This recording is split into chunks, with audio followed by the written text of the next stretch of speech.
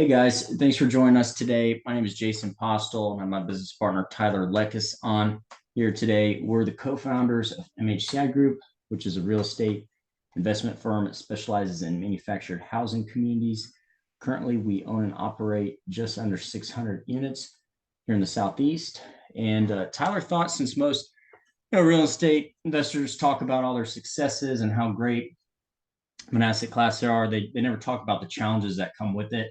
So again, Tyler thought it'd be a great idea over the next few weeks just to discuss the five main issues that we face on a daily, weekly, and monthly basis in our business, and it could potentially cause a new investor to struggle or even fail while investing in this asset class. So really, there's two routes that you can choose from. This is part one of a five-part series on issues. This part one is going to be on putting homes on pads, and Tyler's going to go through those two routes that you can choose when filling.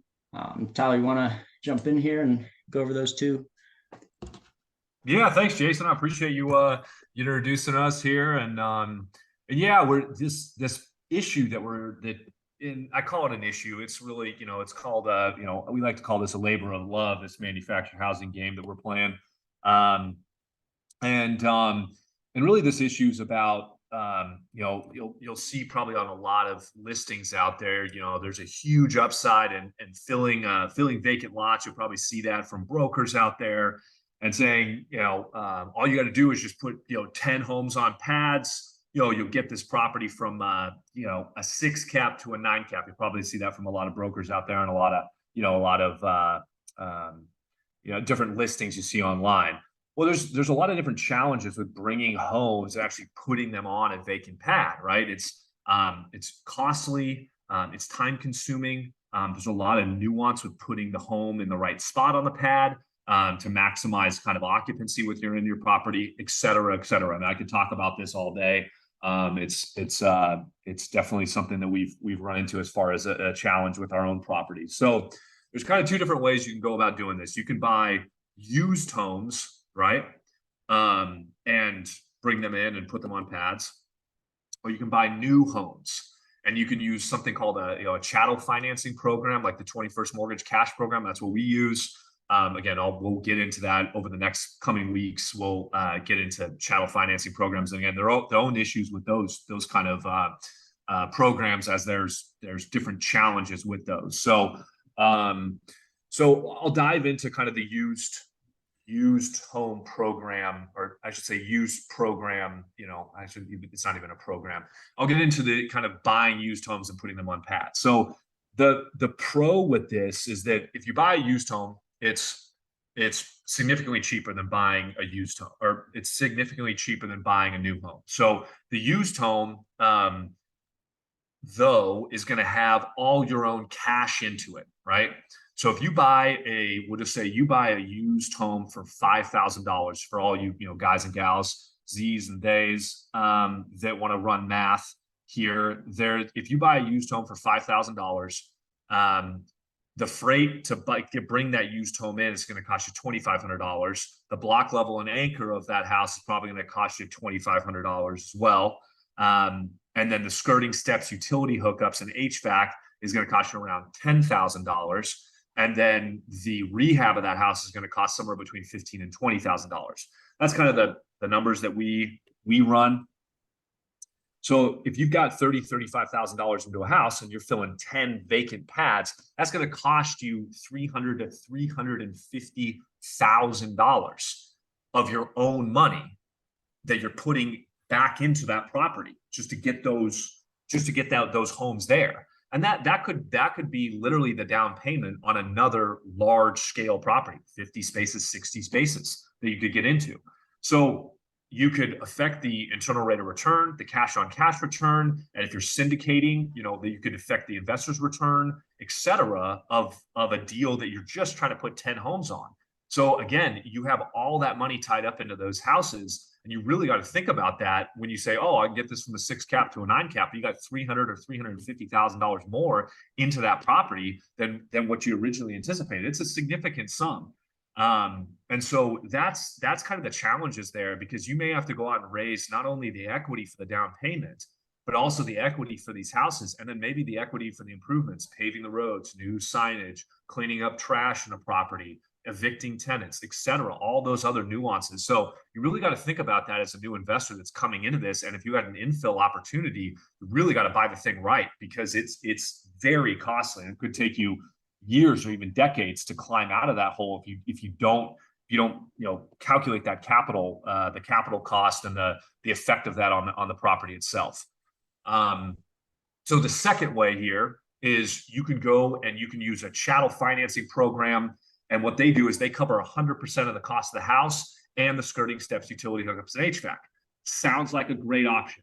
No ifs, ands, or buts about that. We think, again, we think the cash program, the 21st Mortgage Cash Program, is a great option, but there's some challenges with that too. Their used homes are a significantly different price. 5,000 is a significantly different price than what we buy new homes at, which is around 43,000. Right. So you got to think about that. If you buy 10 new homes at $43,000 a piece, right, you're talking about $430,000 just for the house. Now you're into the skirting steps, utility hookups, right? For another $10,000 a piece, that's another 100 grand, right? So you're talking about a significant sum of money there. You're almost talking about double the net debt that you're going to put onto that property, right? So while that debt is financeable and you do get that covered by a separate entity, you're going to have to pay for that. So you really got to look into that as you look into this, because that additional debt could hamper the entire project as you move through that, right? So you really got to look at that, and you want to say, do I want to take on another $500,000-$600,000 in debt to put these homes on pads, because it's a lot of risk. And you also got to look at, will those new homes sell? Will those new homes, do I have a tenant base that will actually buy those new homes? Does my tenant base have the credit? Does my tenant base have the down payment? Et cetera, et cetera. And if and when your tenants default, can you carry that cost of that home note as you try and refill it and fix it back up, because they're going to destroy the house? So those are kind of the two main challenges of new homes versus used homes and putting homes on pads. Jason, do you want to take us through, I guess, maybe the additional DD, or do you want me to cover off on that as well? Yeah. So that's great. I mean, a lot of listeners aren't even aware of maybe the cash program, right? I know we've talked to a lot of even experienced operators that Oh yeah, didn't even know about that program. So that's great. Thanks for going over those 2 points. And yet, you mentioned in the article, and guys, the article referred to, it's a blog post you can find on the website, mhcigroup.com. And this was a blog written from Tyler, and we thought it'd be beneficial just to cover off on it and ask some additional questions that have came up. But Tyler, you did mention in that article about due diligence on the vacant pads. Can you elaborate a little bit on that piece for the listeners on what to look for? And if it's just a vacant pad, it might not be as simple as just a vacant pad being there. Can you dive in a little deeper on what that due diligence looks like for those? Yeah, no problem. So, kind of the last piece of this, outside just putting homes on pads and whether you should do used or new homes, there has, the one thing that's bit us, and actually Jason and I were literally talking about this on Friday. I sent him over a spreadsheet with kind of additional utility hookups and utility infrastructure that we had to put in due to us not doing our due diligence up front and really understanding the costs and the remedies of putting in new homes. And we've had to dig 100-foot trenches to get sewer and water to our homes. We've had to put in new electrical posts. So that means new pole, new box. We've had to get a new meter loop from the electrical company, et cetera. Those types of due diligence items. And again, we bought a lot of these properties, right? We raised enough capital, so we left a lot of wiggle room for ourselves.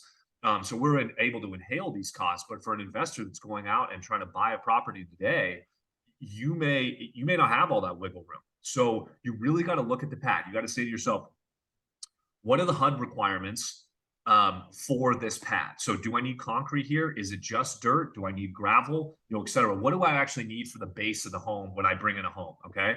Then you got to say, is there sewer and water there present? Right. And when was the last time was that sewer and water used? How old are those lines? Are they galvanized? Are they Orangeburg? Am I going to need to replace them all? And if there's no sewer and water hookups there, what is it going to cost to get sewer and water there? 1,000, 2,000, 3,000? Where's the main line? How far is that? Is that at the road? Can you hook on from the neighboring unit? Has there been no homes there in a decade? You got to look at that. So as you go through and you do your DD, and then you got to say, well, the last thing you got to do is you got to make sure about the electrical boxes. This is an absolute nightmare. Jason can attest at dealing with Entergy, and we actually just hired a new woman in our office, and her name's Karen, and she's dealing with Entergy with me, and she's I think, as Jason likes to put it, ripping her hair out. So it's a good time. It's a good time dealing with those folks down there. But yeah, no. And so you gotta say, hey, look, is there power there? Right? Is there a power pole there? Is there a box there?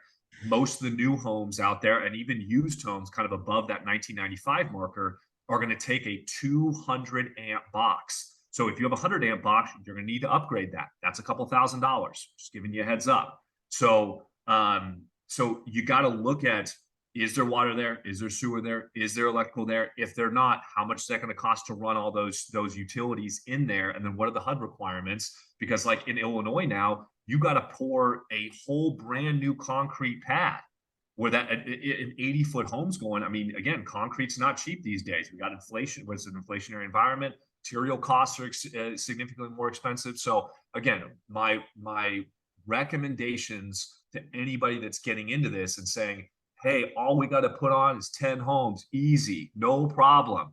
You really got to look at what type of utility infrastructure there, what the HUD requirements are, if you're going to go with used homes or if you're going to go with new homes, because those items right there will affect the IRR calculations, affect the cash on cash returns.